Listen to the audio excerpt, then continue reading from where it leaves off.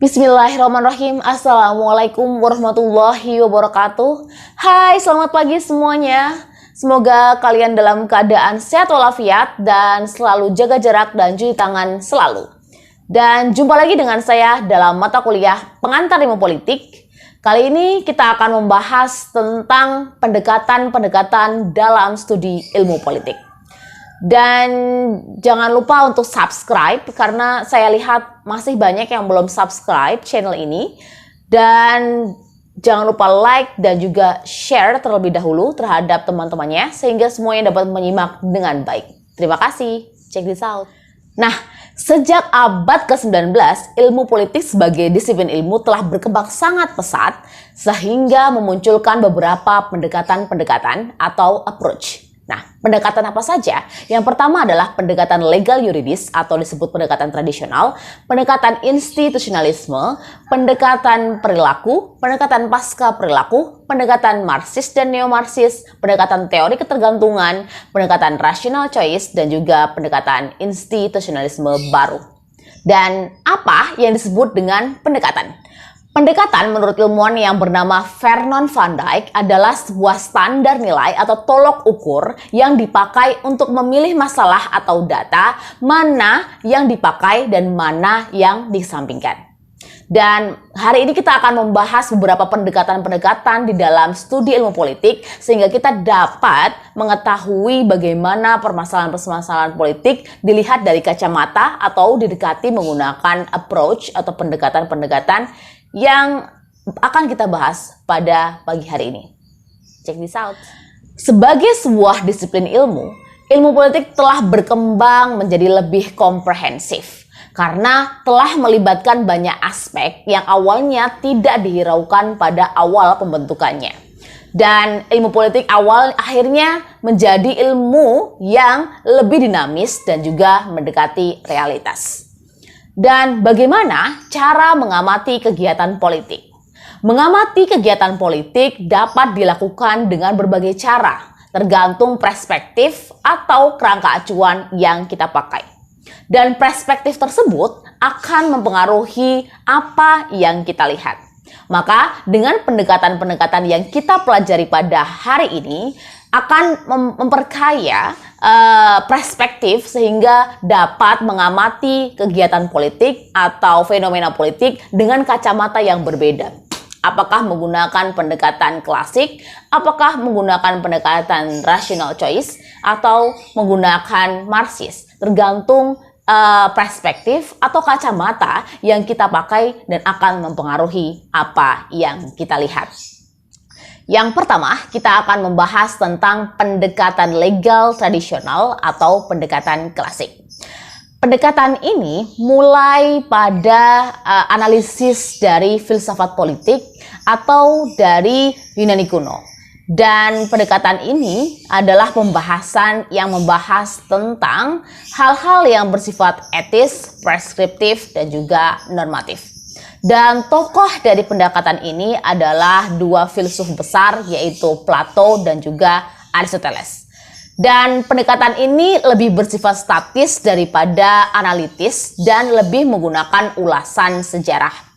Dan pendekatan ini bersifat normatif sehingga menggunakan norma-norma yang berada di demokrasi barat. Dan pendekatan ini lebih memfokuskan pada negara sebagai fokus utamanya dan negara sebagai sebuah institusi norma konstitusional yang formal. Bahasan dari pendekatan ini adalah sifat dari Undang-Undang Dasar, masalah kedaulatan, kedudukan, dan kekuasaan formal serta yuridis dari lembaga-lembaga kenegaraan seperti parlemen, badan eksekutif, dan juga badan yudikatif. Serta kekuasaan dan wewenang yang dimilikinya yang tertuang dalam naskah-naskah resmi, hubungan formal dengan badan eksekutif, struktur organisasi, atau hasil kerjanya. Terdapat dua ajaran di dalam pendekatan klasik ini. Yang pertama adalah ajaran filosofis, yang kedua adalah ajaran empiris. Ajaran filosofis sendiri dipopulerkan oleh Plato, sedangkan ajaran empiris dipopulerkan oleh Aristoteles. Ajaran filosofis dari pendekatan ini adalah sebuah usaha untuk mendeskripsikan masyarakat yang ideal yang dapat dicapai dengan kediktatoran yang lunak yang didominasi oleh para raja-raja filsuf. Maka Plato lebih condong kepada negara yang menggunakan sistem pemerintahan monarki yang dipimpin oleh raja-raja, dan raja-raja tersebut adalah seorang filsuf, sehingga menjadi raja yang adil dan juga bijaksana. Dan sedangkan ajaran empiris, yaitu dipopulerkan oleh Aristoteles, yaitu mengklasifikasikan konstitusi atau pemerintahan komparatif menggunakan pendekatan institusional, yaitu sebuah usaha untuk memberikan pembahasan yang tidak memihak tentang realitas politik. Dan analisis politik deskriptif ini sudah dibahas pada abad 17 oleh John Locke dan juga David Hume, yang menggunakan sebuah pengalaman sebagai satu-satunya landasan pengetahuan, dan maka menggunakan hipotesis yang harus diuji melalui pengamatan. Dan akhirnya ajaran empiris ini akhirnya menjadi positivism. Yang kedua, kita akan membahas tentang pendekatan behavioralism atau pendekatan perilaku. Nah, sesuai namanya, pendekatan ini memfokuskan pada perilaku manusia dan mengkaji keteraturan, verifikasi, sistem nilai, dan juga integrasi yang dipopulerkan oleh seorang tokoh yang bernama David Easton. David Easton mengatakan bahwa masyarakat adalah sebuah sistem sosial dan negara merupakan subsistem dari sosial. Dan mengapa pendekatan behavioralism ini muncul? Pendekatan ini muncul setelah Perang Dunia Kedua, yaitu sekitar tahun 1950-an, karena yang pertama, sifat deskriptif dari pendekatan politik yang dahulunya tidak dapat menjelaskan dan tidak memuaskan karena tidak sesuai dengan kenyataan kehidupan sehari-hari. Dan yang kedua, dikhawatirkan bahwa ilmu politik akan ketinggalan jauh dari ilmu-ilmu lainnya.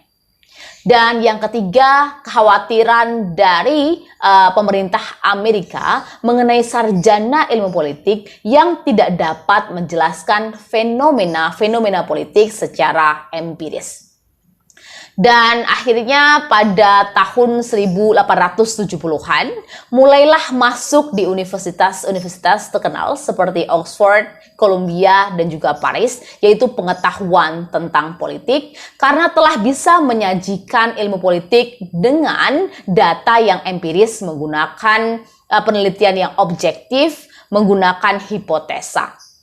Dan ilmu politik meminjam dari ilmu pengetahuan alam untuk mengkaji bagaimana perilaku voting atau perilaku pemilih, dan juga perilaku legislator, dan juga perilaku lobbying menggunakan pendekatan yang bernama pendekatan behavioralism atau pendekatan perilaku ini. Pendekatan behavioralism mempunyai kelebihan, yaitu risetnya behavioral atau empiris, dan mempunyai kekuatan analisis yang sistematis, analisis dan mendalam. Namun juga mempunyai kelemahan.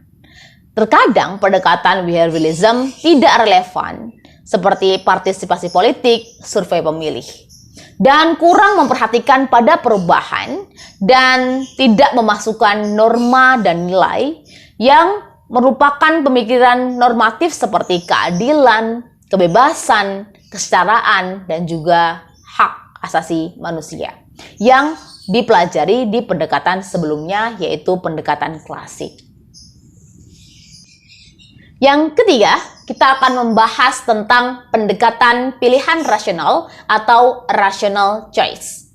Nah, pendekatan ini merupakan pendekatan yang banyak meminjam dari istilah-istilah ekonomi yang disebut cost dan juga benefit atau untung dan rugi, atau juga disebut payoff, dan dipopulerkan oleh seorang tokoh yang bernama Axelrod, yaitu kalkulasi untung dan rugi dari sebuah perilaku manusia. Nah, kerjasama akan terjadi menggunakan kalkulasi untung dan juga rugi. Apabila menguntungkan bagi dirinya, maka kerjasama dapat terjadi. Manusia telah bergeser dari Homo politicus menjadi Homo economicus, yaitu melihat faktor-faktor yang erat kaitannya dengan ekonomi dan juga politik dalam kebijakan publik. Dan manusia sendiri, kajiannya memfokuskan pada perilaku rasional manusia yang sangat goal-oriented, yang mementingkan dari kepentingan dan juga efisiensi. Teori pilihan rasional dapat mengkaji persaingan partai, perilaku kelompok, kepentingan, dan juga pengaruh kebijakan birokrat. Tokoh-tokoh dari pilihan rasional seperti Buchanan, Anthony Downs, Gordon Tullock, dan Mark Owen, atau disebut dengan mazhab Virginia atau Virginia School. Mereka percaya bahwa dapat meramalkan perilaku manusia dengan mengetahui kepentingan-kepentingan dari aktor yang bersangkutan. Para penganut membuat simplifikasi yang radikal memakai model matematika untuk menjelaskan dan menafsirkan gejala-gejala politik. Teknik-teknik formal yang dipakai para ahli ekonomi diaplikasikan dalam penelitian gejala-gejala politik. Metode yang digunakan adalah metode induktif yang akan menghasilkan model-model untuk berbagai tindakan politik. Pendekatan pilihan rasional ini mendapat kritikan dari pendekatan struktur fungsionalisme yang menganggap bahwa manusia itu sering tidak rasional dan berubah-ubah, dan banyak hal yang mempengaruhi preferensi manusia seperti sosial, budaya, dan juga sejarah. Dan hal ini juga menganggap bahwa terlalu materialisme dan terlalu individualistik, dan menganggap bahwa manusia tidak peduli dengan orang lain atau mempunyai sifat altruisme yang peduli terhadap sesama. Dan mereka mengabaikan bahwa preferensi manusia dapat berubah-ubah sepanjang zaman. Selanjutnya kita akan membahas tentang pendekatan institusionalisme baru. Sampai tahun 1950-an, pendekatan institusional masih berfokus pada hukum dan juga sejarah. Dan pada tahun 1980-an, muncul sebuah pendekatan yang bernama institusionalisme baru yang lebih memfokuskan pada lembaga politik sebagai sebuah serangkaian aturan untuk memandu perilaku dari manusia. Dan kesepakatan kebijakan di dalam pendekatan ini terkadang tertulis dan juga tidak tertulis. Dan pendekatan ini menganggap bahwa lembaga politik sebagai entitas yang independen. Selanjutnya kita akan membahas tentang pendekatan kritis dalam ilmu politik. Dalam ilmu politik terdapat beberapa pendekatan kritis seperti Marxis, feminis, poststrukturalis, postkolonial, dan juga politik hijau. Namun kali ini kita akan memfokuskan pada membahas tentang Marxis dan juga neo-Marxis. Tahun 1980, kajian tentang Marxis merupakan alternatif utama untuk mendeskripsikan politik dari segi ilmiah. Dan Marxisme ini memfokuskan pada konsep materialis historis atau materialis sejarah yang mengungkap kekuatan penggerak dari perkembangan sejarah. Dan tokoh dari Marxisme sendiri sesuai namanya adalah Karl Marx dari tahun 1848, dan Karl Marx ini merupakan tokoh yang sangat berpengaruh yang banyak mengkritisi bagaimana kelas-kelas sosial terbentuk akibat adanya liberalisasi ekonomi. Pendekatan Marxis ini didirikan oleh tokoh yang bernama Karl Marx yang memfokuskan pada kelas-kelas sosial di dalam sebuah negara, dan konsep yang bernama konsep materialis Marxis, kebutuhan material, di mana menggunakan dialektika materialis dari kuantitas menjadi kualitas, baik berupa revolusi serta menentang dominasi dan eksploitasi kelas. Negara dianggap tidak otonom, dan sorotannya fokus dalam pendekatan ini adalah terhadap hubungan manusia yang selalu bersifat eksploitatif sehingga melahirkan ketidakadilan bagi salah satu pihak. Nah, pendekatan ini bersifat evaluatif yang melihat pada mengkritisi status quo dan we have to change, dan ingin mengubah keadaan yang ketidakadilan yang itu terjadi. Dan dalam tesis on Feuerbach yang menekankan pentingnya merubah dunia, tidak hanya sekedar menafsirkannya. Dan selanjutnya adalah Neo-Marxis. Neo-Marxis ini adalah sebuah pendekatan yang meneruskan pendekatan Marxis baru yang membedakan dari Marxis klasik tadi yang lebih dekat dengan komunis. Neo-Marxis bukan merupakan kelompok yang ketat organisasinya atau mempunyai pokok pemikiran yang sama. Dia lebih tepat digambarkan sebagai kelompok yang kecil cendekiawan yang mendapat inspirasi dari tulisan-tulisan Marx. Dan cikal bakal orientasi ini adalah tulisan sarjana Hungaria yang bernama Georg Lukács, terutama dalam karyanya yang berjudul History and Class Consciousness. Kebanyakan kalangan neo-Marxis adalah cendekiawan yang berasal dari kalangan borjuis. Mereka menolak komunisme dari Uni Soviet karena sifatnya yang represif, tapi di pihak lain mereka juga tidak setuju dengan banyak aspek dari masyarakat kapitalis.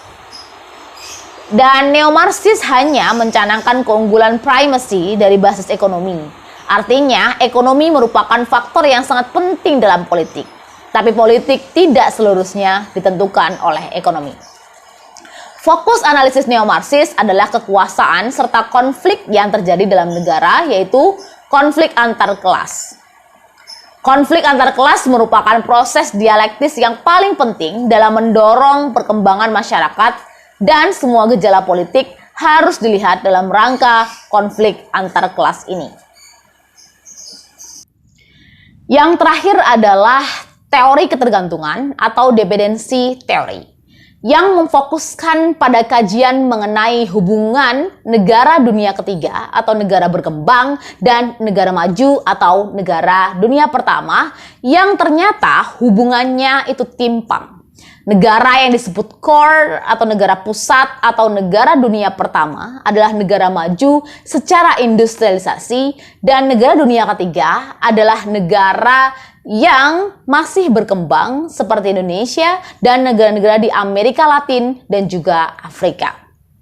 Dan teori ini atau teori ketergantungan ini sangat concern mengenai hubungan yang timpang tersebut.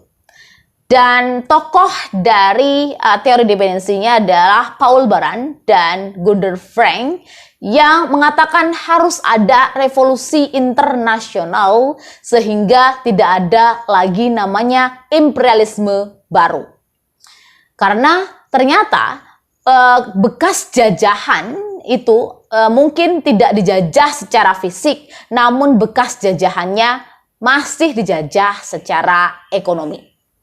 Dan kita akan membahas teori ketergantungan ini nanti di dalam mata kuliah teori pembangunan, atau bisa cek video saya tentang teori ketergantungan di mata kuliah teori pembangunan. Sekian, terima kasih atas perhatiannya dalam pendekatan-pendekatan di dalam ilmu politik pada pagi hari ini. Semoga bermanfaat Dan sampai jumpa di pertemuan selanjutnya. Till next time. Wassalamualaikum warahmatullahi wabarakatuh.